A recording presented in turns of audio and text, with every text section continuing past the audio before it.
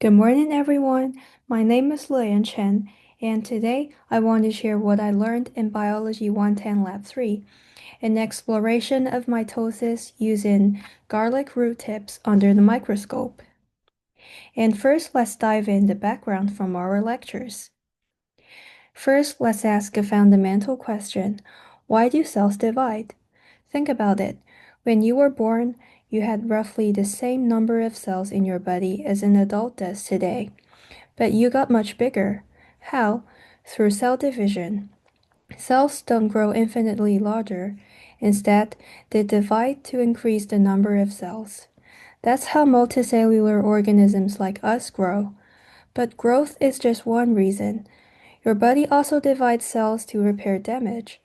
When you get a cut, new cells fill in the wound.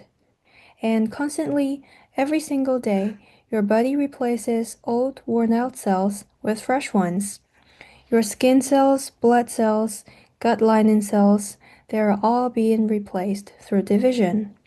Most importantly, each daughter cell gets an exact copy of the genetic information from the parent cell. This fidelity is what keeps us healthy and functioning. So, this process is part of something called the cell cycle, the repeating sequence every cell goes through. The cell cycle has two main phases, interphase and mitosis. During interphase, the cell is doing its job, growing, metabolizing, and most importantly, replicating its DNA. The nucleus is visible, but the chromosomes aren't distinct yet. It's hard to see what's happening. Then comes mitosis, the dramatic part where chromosomes can dance, align at the center of the cell, and separate. The cell divides into two identical daughter cells, each with a complete copy of the genetic code. Mitosis itself breaks down into five distinct phases, and I'll walk through each one. Prophase is when chromosomes first condense. Imagine all the DNA in the cell. If you stretched it out, it would be about 2 meters long, but it's all wound up into these tight packages called chromosomes. During prophase, you start to see these structures become visible under the microscope.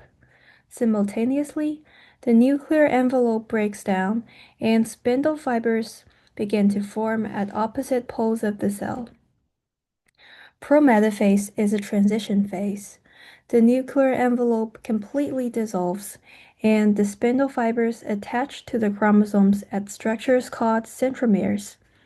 Now the chromosomes are being grabbed by the machinery of the cell. Metaphase is the most visually striking phase. The chromosomes line up right at the corner of the cell, like soldiers in formation. This is actually what we see most clearly under the microscope because they are all in one plane, all aligned. Anaphase is when things move fast. The sister chromatids, the identical halves of each chromosome, are pulled apart toward opposite poles of the cell. If you watch this under the microscope, you can actually see the motion. It's incredible. Finally, telophase. Nuclear envelopes begin reforming around each set of chromosomes, and the cleavage ferrule forms to split the cell. Two new nuclei are now present in one cell, preparing for cytokinesis, the final split. And next, let's see what I did in the lab.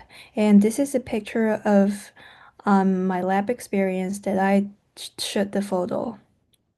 You might wonder why we use garlic. The answer is actually pretty clever. Root tips have a special region called the meristematic zone. This is where the cell division is happening rapidly. The root has to keep growing to push through soil and find water.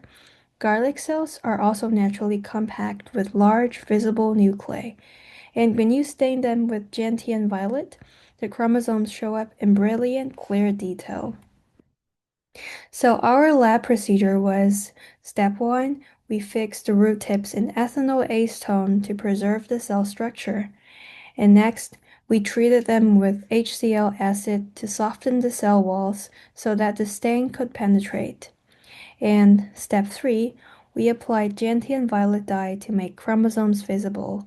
In step 4, we squashed them gently under a cover slip to create a single layer. Then came the microscopy. We started at low power 4 times to find the root tip. Then we switched to higher magnification 10 times or 40 times to see individual cells in detail. We adjusted the light and focus to make chromosomes jump out at us. And here's what we observed. This is a picture of what we saw under the microscope. We saw interphase cells with a visible nucleus and no distinct chromosomes. And in prophase, there were thick, condensed chromosome structures. In metaphase, chromosomes aligned in the center line, and in anaphase, chromosomes were being pulled to opposite poles, and in telophase, two nuclei was beginning to reform. And now let's connect the theory to our real world. Let's connect this to you. Every single second of every day, millions of cells in your body are dividing through mitosis. Right now, while I am talking.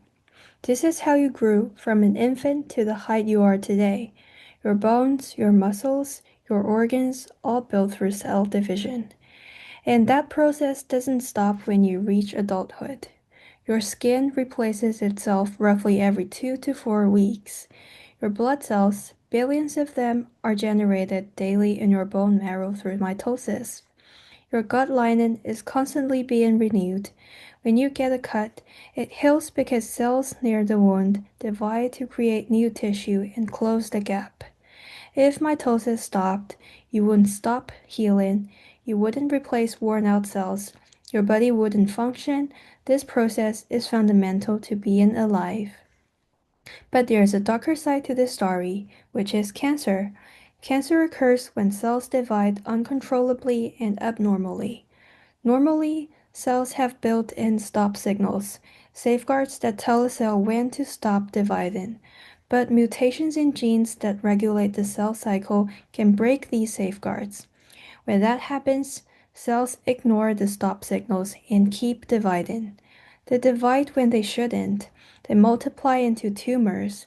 Unlike normal dividing cells, cancer cells can become invasive and spread. So finally, here's a short thank you note. I want to give my special thanks to my Biology 110 instructor, Professor Lee, to my classmates and study partners in this class, and also my family for their support. And that's all for my presentation today, and thank you for your listening.